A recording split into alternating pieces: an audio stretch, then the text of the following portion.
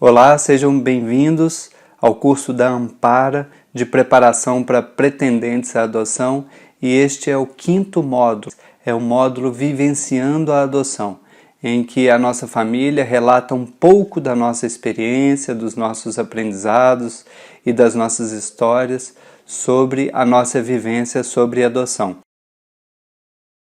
Eles tiveram um começo de vida relativamente conturbado, do 0 aos 2, na família biológica, e viveram em muita vulnerabilidade social e por isso sofreram muito. Aos 2 anos eles foram para o lar, porque eles não tinham condições de ficar na família deles. Então eles moraram no lar dos 2 aos 6. E era um lar diferente do que é hoje. Hoje a gente tem a casa-lar com 10, 15 crianças. Eles moraram no lar que tinha mais de 140 crianças. Então, se por um lado eles foram muito protegidos dos 2 aos 6 anos, eles tinham uma boa comida, eram levados à escola, ao dentista, por outro, eles tiveram muito pouca personalização de afeto, de amorosidade, e passaram por situações difíceis, porque não é fácil conviver numa instituição com 150 crianças e que ali tem apenas cuidadores e não pais e mães. Então eles passaram por grandes dificuldades e lá no lar tinha uma questão muito importante, muito cheio de grades, muito cheio de regras. Então eles simplesmente não podiam ir na cozinha do lar. Então eles não internalizaram ao longo desses primeiros anos, em que é a fase mais importante dessa internalização, de regras, de comportamentos, de compreensões de mundo. Então foi curioso que quando eles chegaram aqui em casa pela primeira vez, eles correram para o interruptor da lâmpada e ficaram apertando. Desliga, liga, desliga, liga, desliga, liga. Mas assim, horas e semanas eles faziam isso, porque lá no lar eles não tinham acesso às coisas, ao computador, à cozinha, então eles eram limitados pelas grades. E aí, quando eles se viram no mundo livre, eles tiveram que testar o mundo inteiro. Então aqui em casa, por exemplo, às vezes eles ligavam o gás do fogão e saíam correndo. E a gente teve dificuldade, bastante dificuldade de explicar o quão perigoso é aquilo, até chegar o momento da gente ter que delimitar uma faixa no chão que eles não pudessem entrar e chegar ali perto do fogão, tamanho perigo. E assim foi com a casa inteira, eles foram testando tudo dentro da casa. E aí é claro que no começo nós passamos alguns apertos. Por exemplo, a gente ia na pracinha comer um cachorro-quente e eles não tinham vínculo com a gente, eles iam embora, às vezes iam pedir as coisas lá para as pessoas, voltava com uma Pepsi, e era bem difícil essa fase de adaptação e de construção de limites. Eu diria que nós ainda estamos nessa fase 6 anos depois, tá? Porque a fase mais importante de construção desses limites é na primeira infância, desde o bebê até depois a criança ficando um pouquinho maior. E esse é um desafio que continua. Os meninos, quando chegaram, vieram totalmente sem nenhum tipo de limite, sem nenhum tipo de afetividade, de conhecimento de família. Eles não tinham essa noção porque eles foram muito pequenos para o lar, né? Então, são coisas que nós tivemos que ensiná-los como se fosse um bebê. Na verdade, os meninos não conheciam como era que uma convivência numa casa, onde coisas que individualizadas para ele, roupa, sapato, eles nunca tiveram isso. Então é um aprendizado conjunto, e esse amor está sendo construído. Agora, existem muitas histórias muito engraçadas, né? Por exemplo, um dia nós chegamos em casa, logo no começo assim, da adoção, tinha um dentro da máquina de lavar e o outro apertando os botões para ver se a máquina girava rapidamente, né? Tem também a história dos gatos, né? A gente tem alguns aqui em casa e gato é um ser muito livre, né? Não gosta que pega, que aprisiona, e eles simplesmente não tinham muito contato com isso.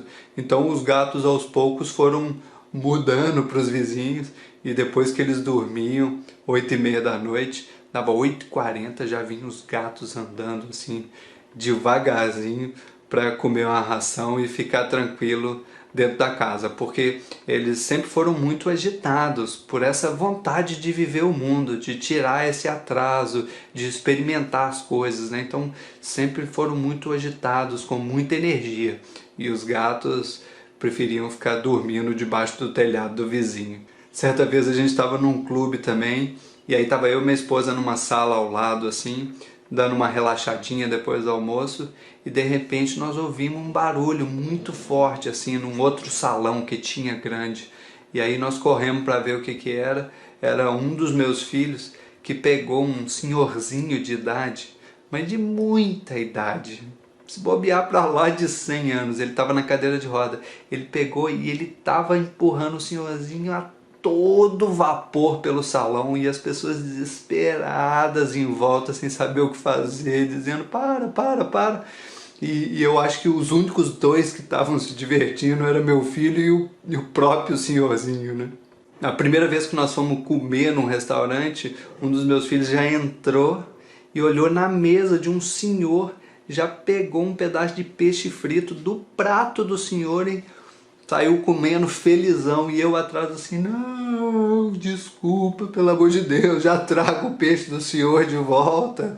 Então assim, não eram simplesmente acostumados, não tinham essas vivências, né? Então aos poucos nós tivemos que passar por todas essas experiências, algumas mais difíceis e outras mais engraçadas. Nós temos passagens muito bonitas, temos assim coisas emocionantes vividas com os meninos, temos coisas que foram muito difíceis, em que ainda hoje são muito difíceis, porque a adaptação não é uma coisa muito simples de chegou e já vai estar adaptado, porque eles vão chegar e dizer, ai que beleza, que legal, agora tem um pai e uma mãe. Não funciona assim, né? Eles vêm com uma história, vêm com traumas de uma rejeição, ou com, além da rejeição, traumas até físicos, de desnutrição.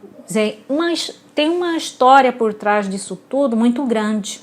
E essa história vem junto, esse sofrimento está vindo junto. Eles, por exemplo, ganharam uma bicicleta e começaram a aprender aqui nas ruas do bairro, em ruas mais tranquilas, andavam nas pracinhas. De repente nós fomos para uma roça, para um sítio, e aí a gente estava lá na casa, de boa, preparando comida. Chega um dos meus filhos, todo cheio de sangue, com um galo enorme na cabeça, um dos braços aqui, a metade virado para lá, o outro braço virado para lá. Eu falei, pelo amor de Deus, o que aconteceu? O resumo é o seguinte, ele veio descendo numa estrada de terra, e ela fazia uma curva e aqui tinha uma mureta e um barranco enorme. Ele simplesmente não freou, passou direto, bateu na mureta, voou metros, aterrissou no chão e quebrou os dois braços. Nós ficamos desesperados, correndo pro hospital, era tipo véspera de Natal. Aí o hospital não tinha médico, mandou chamar o médico, fez o raio-x, os dois braços estavam quebrados, né? Aí o médico chegou, nós descemos lá para baixo, lá para a sala de operação, ficamos esperando. De repente o médico veio, né, véspera de Natal, com a chave do carro balançando. Muito bem, consegui operar o braço, agora vai ficar bom, mais ou menos 2 ou 3 meses, deu tudo certo. Aí minha esposa falou assim, mas doutor, o senhor chegou a ver o outro braço? Ele falou, não vi o outro raio-x não. Peraí, só um minutinho. Voltou lá dentro, voltou pra gente e falou assim, vou ter que operar o segundo braço também. E aí meu filho ficou meses com os 2 braços enfaixados, engessados, para recuperar desse episódio. E assim a gente foi vivenciando várias situações, algumas muito engraçadas, outras muito difíceis, e a gente foi aprendendo com elas. Hoje são histórias que a gente dá muita risada.